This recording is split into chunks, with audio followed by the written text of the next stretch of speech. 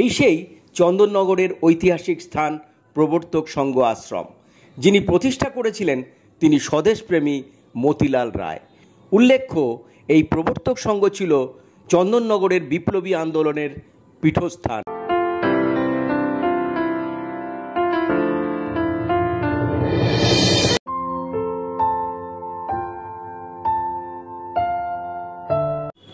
নমস্কার, আমি অতনু মুখোপাধ্যায়। ঐতিহাসিক চন্দননগরের ওপর একটি ভিডিও আমাদের প্রকাশিত হয়েছে। এটাই আমাদের দ্বিতীয় রূপায়িত ভিডিও। এই ভিডিওটি প্রধানত প্রবর্তক সংঘের ওপর নির্মিত হয়েছে। ইতিহাসপ্রেমী মানুষজনের কাছে আশা করি ভিডিওটি আদৃত হবে, তাই স্কিপ না করে সম্পূর্ণ ভিডিওটি দেখবেন। লাইক শেয়ার করতে ভুলবেন না। আমাদের চ্যানেলে প্রথম হলে অবশ্যই সাবস্ক্রাইব করে পাশে থাকবেন। ধন্যবাদ। জানা গেল প্রবর্তক সংঘে সেই সব মহান বিপ্লবীদের পদধূলি পড়েছিল যারা পরাধীন ভারতবর্ষকে স্বাধীন করবার ঐকান্তিক চেষ্টায় নিজের জীবন স্বাধীন মন্ত্রে দীক্ষিত করেছিলেন। তারা হলেন শ্রী শ্রী অরবিন্দ ঘোষ, রাসবিহারী বসু, উল্লাসকর দত্ত, জ্যোতিষচন্দ্র সিংহ, অমরেন্দ্র চট্টোপাধ্যায়, নেতাজি সুভাষচন্দ্র বসু প্রমুখ।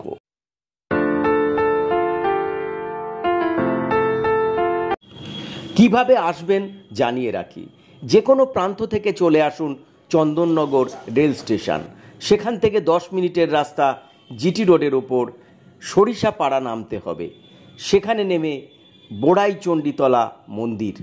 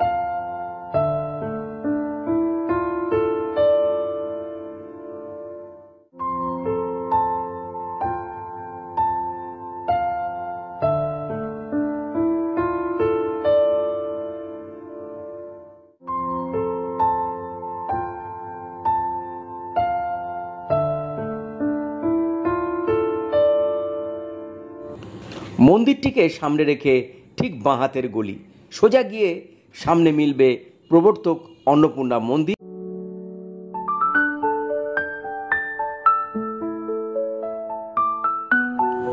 এবার এই প্রবর্তক সংঘের পরিচালন মণ্ডলীর পক্ষে সম্পাদক প্রদীপ বন্দ্যোপাধ্যায়ের সবিস্তার কথা শুনব।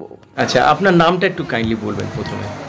আমি প্রথমেই প্রবর্তক সংঘের পক্ষ থেকে আপনাদের স্বাগত জানাচ্ছি। আমি বর্তমানে প্রবর্তক সংঘের একজন দীক্ষিত সদস্য। আমার এইটুকুই সবথেকে বড় পরিচয় যে আমি মতিলাল রায়, আমাদের সংঘগুরু, যিনি একজন আধ্যাত্ম সাধক, যিনি একজন বিপ্লব গুরু এবং যিনি একজন স্বদেশী আন্দোলনের প্রবক্তা, যিনি শিক্ষা আন্দোলনের সঙ্গে যুক্ত ছিলেন, এই রকম একজন মানুষ যিনি স্বদেশী আন্দোলন করতে গিয়ে প্রবর্তক ব্যাংক তৈরি করেছিলেন, প্রবর্তক জুট মিল তৈরি করেছিলেন, প্রবর্তক প্রেস তৈরি করেছিলেন, প্রবর্তক পাবলিকেশন তৈরি করেছিলেন, প্রবর্তক স্কুল তৈরি করেছিলেন ছেলেদের এবং মেয়েদের, প্রবর্তক খাদির ব্যবস্থা তৈরি করেছিলেন, যেখানে প্রবর্তক শাড়ি, প্রবর্তক ধুতি, প্রবর্তক চাদর, প্রবর্তক গামছা চন্দননগর থেকে চট্টগ্রাম অবধি, কুচবিহার থেকে কাকদ্বীপ অবধি মানুষ এই কাপড় পরতেন। এবং সর্বক্ষেত্রে প্রবর্তকের যে এগ্রিকালচার, প্রবর্তকের ডেয়ারি, প্রবর্তকের ইন্স্যুরেন্স, প্রবর্তকের প্রকাশনা, সর্বক্ষেত্রে মানুষের জন্য স্বদেশী আন্দোলনের একজন যোদ্ধা হিসেবে তিনি কাজ করে গেছেন। সেই মতিলাল রায়ের আদর্শের মধ্যে আমি প্রদীপ ব্যানার্জি এই কাজটার অনুগামী এবং কাজটা করার চেষ্টা করছি, এটাই আমার পরিচয়। এবারে আপনারা যে মন্দিরের বিষয়ে আমাকে জিজ্ঞাসা করেছেন, সেই মন্দিরটা আমাদের প্রবর্তক সংঘের সমস্ত মানুষ তথা চন্দননগরের মানুষের কাছে একটা ব্যথা, একটা যন্ত্রণা, একটা আবেগ, এইরকম একটা জায়গা। সেই জায়গায় আপনারা এসছেন। এই মন্দির তৈরি হয়েছে 1225 খ্রিস্টাব্দে। এই মন্দিরে সেই সময়ে চন্দননগরে, আপনারা সবাই জানেন যে চন্দননগরে তাঁত শিল্পটা আজকের নয়, বহু প্রাচীন তাঁত শিল্প। এবং আমরা যারা ছোটবেলায় পড়াশোনা করেছি, ফরাসডাঙ্গার তাঁতের কাপড়ের কথা আমরা বিদ্যালয়ে যখন একেবারে প্রাথমিক পর্যায়ে তখনই আমরা এটা জানতাম। তো যাই হোক, আমি নিজে ব্যক্তিগতভাবে জন্মসূত্রে আমি চন্দননগরের বহু জায়গায় একেবারে কুটির শিল্পর আকারে বাড়ি বাড়ি হাতে টানা তাঁত আমি দেখেছি। তো সেই রকম এই তন্তুবায় সমিতির কাছ থেকে চন্দননগরে একটি প্রতিষ্ঠান, একটা পরিবার, তারা হচ্ছে সরকার পরিবার। সেই পরিবারের কর্তারা ছিলেন দেবীচরণ সরকার, বিশ্বনাথ সরকার। এরা সারা চন্দননগরের তাঁতিদের অর্থ দিয়ে তাদেরকে দাদন নেওয়া বলে যে কথা আছে, দাদন দেওয়া, অর্থাৎ তাদেরকে আগাম টাকা দিয়ে রাখা হতো এবং তার বাড়িতে যা কিছু তাঁতের বস্ত্র তৈরি হবে সবটাই এই সরকারদের মোকাম বলা হতো, সেই মোকামে জমা দেওয়া হতো। এবং এখান থেকে বড় বড় নৌকায় করে এই বস্ত্রগুলো নিয়ে অখণ্ড বাংলার বিভিন্ন জায়গায় যাওয়া হতো এবং প্রচুর অর্থের বিনিময়ে সেগুলো ব্যবসা হতো এবং এরা লক্ষ লক্ষ টাকার ব্যবসা করতেন সেই সময়ে। তো যে কারণেই হোক, এদের হঠাৎ একটা বিপর্যয় হয়, বাড়ির একটি ছেলে সন্তান একটি মারা যায় এবং সেই বধূমাতা, যিনি বিধবা বৌমা, তার নাম গৌরীমণি দাসী, তার অল্প বয়সে তারই ইচ্ছা অনুসারে এই মন্দির তৈরি হয়। সেই মন্দিরকে তখন কনে বউ মন্দির বলে অভিহিত করা হতো। পরবর্তী পর্যায়ে অবশ্য প্রবর্তক সংঘের ক্ষেত্রে এই মন্দির শ্রী মন্দির হিসেবে নাম অভিহিত হয়, শ্রী মন্দির। সালটা বলা যাবে কোন সালটা? এইটা হ্যাঁ, এটা হচ্ছে ওই বললাম, মন্দিরটি নির্মাণ হয় 1225 খ্রিস্টাব্দে। 1225। তারপরে অবশ্য এখানে অনেকগুলো ঘটনা আছে, সেগুলো আমি পরে পরে বলছি। তো যাই হোক, এই মন্দির তৈরি হলো, সেইখানে মা ভুবনেশ্বরী মন্দির এবং কালীর মূর্তি। এই মন্দিরে যেহেতু ধনীদের মন্দির, মন্দিরের মূর্তিতে প্রচুর স্বর্ণ অলংকার ভূষিতা মা। এই মন্দিরে সরকাররা তারা বাড়ি থেকে ঠাকুর চাকর নিয়ে আসতেন এবং তারা এই মন্দিরে মাকে পুজো করবার জন্য আসতেন। পুজো টুজো হয়ে গেলে মন্দিরের দরজা বন্ধ করে তারা চলে যেতেন। এইরকম অবস্থায় একদিন তারা এসে দেখেন মন্দিরের দরজা খোলা এবং মায়ের একটা হাত ভাঙা। পরে অনুসন্ধান করে জানা গেছে যে এই দস্যু তস্কররা মায়ের মূর্তি থেকে গহনা খুলতে গিয়ে তারা মায়ের একটা হাত ভেঙে ফেলে। তারপরে কি হয়, তারপরে এরা এই গহনা নিয়ে তারা চলে যায় এবং তখন কি হয়, তখন তারা যখন এসে দেখে যে মূর্তির একটা হাত ভাঙা, সেই কারণে তখন তারা অত্যন্ত আশঙ্কিত হয় যে তাদের পরিবারে হয়তো একটা বড় অভিশাপ, একটা সর্বনাশ নেমে আসছে। সেই কারণে তারা এই মন্দির এবং এই প্রতিমা বিসর্জন দিয়ে, হ্যাঁ, এই মন্দির তো প্রতিমা তো খুঁত হওয়া মূর্তি, তো সেই মন্দির তার পুজো করা যাবে না এবং এই মন্দিরকে ছেড়ে দিয়ে এইবার কয়েকশো বছর এই মন্দির বন্ধ হয়ে থাকে। আর বাবাজি তিনি এখানে নিরাকার ব্রহ্মের উপাসনা করতেন এবং এখানে চন্দননগর তো বরাবরই একটা প্রতিষ্ঠিত সমৃদ্ধশালী পরিবার এখানে বহু আছে, তাদের থেকে অর্থ সংগ্রহ করে এই মন্দির তারা সংস্কার করেন এবং তিনি আমাদের সংঘগুরু মতিলাল রায়ের হাতে এই মন্দির সমর্পণ করে দিয়ে যান।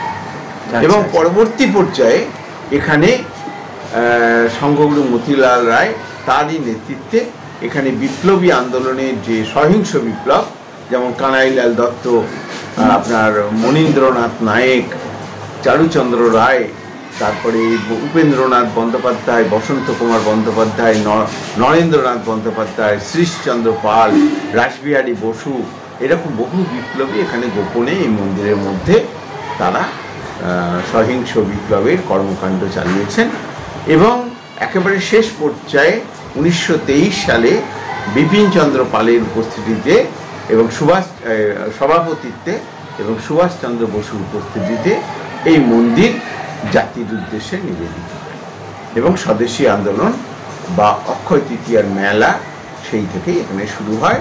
তার পরবর্তীকাল থেকে রবীন্দ্রনাথ ঠাকুর, আচার্য প্রফুল্লচন্দ্র রায়, শরৎচন্দ্র চট্টোপাধ্যায়, বাবু রাজেন্দ্র প্রসাদ, এইরকম জগদীশচন্দ্র বসু, মহাত্মা গান্ধী, এরকম বহু মনীষী, বিপ্লবী, এরকম সমাজকর্মী এরা আসেন এবং এই মন্দিরে তারা পদার্পণ করেছেন এবং স্বদেশী আন্দোলনের বিভিন্ন মেলায় তারা অংশগ্রহণ করেছেন। ভারত মাতার বীর সন্তান মতিলাল রায় 1915 সালে প্রবর্তক সংঘের পত্রিকার মাধ্যমে তার প্রতিষ্ঠা শুরু করেছিলেন। 1931 সালে সংঘগুরু প্রবর্তক সংঘ গ্রন্থাগার স্থাপন করেন। স্বাধীনতা সংগ্রামের বিভিন্ন সংগঠনের পত্রিকা তারা সেই সময় পাঠ করতেন প্রবর্তক পাঠাগারে, যার মধ্যে অন্যতম ছিল যুগান্তর, সন্ধ্যা, স্বরাজ ইত্যাদি। সেই সময় চন্দননগরের তরুণ যুবক কানাইলাল দত্ত, শ্রীশচন্দ্র ঘোষ, উপেন্দ্রনাথ বন্দ্যোপাধ্যায়, বসন্ত কুমার বন্দ্যোপাধ্যায় এরা ছিলেন সংঘগুরু মতিলাল রায়ের সহকর্মী। এই নেতৃবৃন্দ বঙ্গভঙ্গ আন্দোলন, রাখি বন্ধন উৎসব ইত্যাদি নানা কর্মকাণ্ডে সহকর্মী হিসাবে কাজ করেছিলেন। পরবর্তী সময়ে শ্রী অরবিন্দের অনুজ বারীন্দ্রনাথ ঘোষ এদের সঙ্গে যোগ দিয়েছিলেন।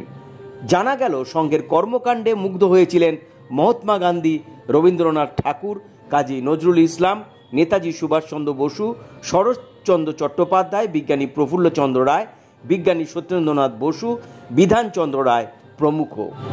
আসুন এবার সংক্ষিপ্তভাবে জেনে নেব কানাইলাল দত্তের কথা, দেখে নেব তার জন্মস্থান, ঘর।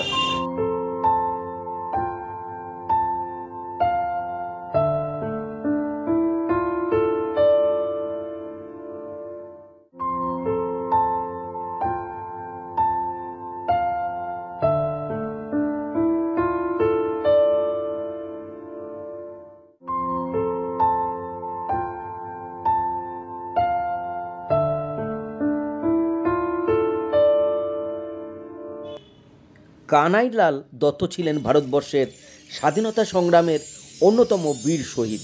আলিপুর বোমার মামলায় ধৃত হন। জেলের অভ্যন্তরে রাজসাক্ষী নরেন গোসাইকে হত্যার অভিযোগে সাক্ষী সত্যেন্দ্রনাথ বসু সহ 1908 খ্রিস্টাব্দে মৃত্যুদণ্ডে দণ্ডিত হয়েছিলেন।